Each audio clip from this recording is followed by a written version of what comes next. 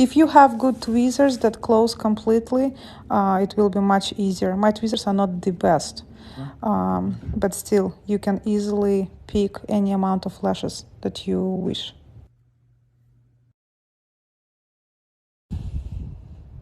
You can create more closed fans or more open fans with the machine. Here's more closed one. Another closed one. If you peel off the lashes a little bit, lift them from the tape, it's gonna open them up more, you see? Now you have more open fan.